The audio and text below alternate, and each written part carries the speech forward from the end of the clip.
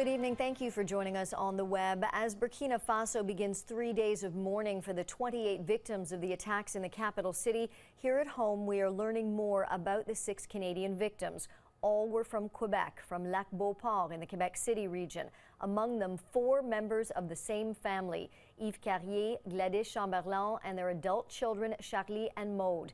Maude leaves behind 2 young daughters. They were on a humanitarian mission in the West African country. They were at the Splendid Hotel when it was stormed by jihadists in the capital of Ouagadougou Friday.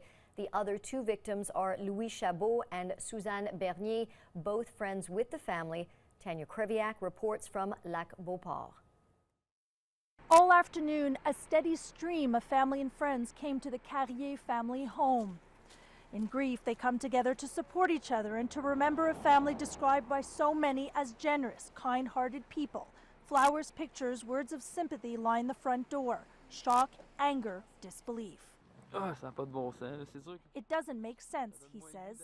Yves Carrier, his wife Gladys Chamberlain, their son Charles, known as Chop by his friends, and his half-sister Maude Carrier were on a humanitarian trip.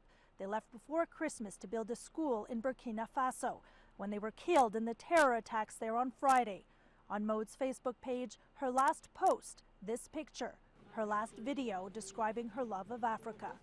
The family held fundraisers. They were well known in the community. They were really generous people, you know, and always happy people and always ready to do something for others. The mayor says the town will do something to support the remaining family members and to honor them. We think terrorists is really far away, but it can be really close. The family was on a trip on behalf of the Congrégation des Sœurs de Notre-Dame du Perpétuel Secours, a religious congregation based in 9 countries. Là, ça arrive avec quelqu'un que nous connaissons bien, que nous connaissons mieux. Alors, puis nous, ça nous affecte beaucoup parce que ça fait... It affects us a lot, she says. We find it difficult. It's even more difficult for the family. Emotions are raw, and many are just angry at how a senseless act of terrorism took the lives of 4 people who just wanted to help others.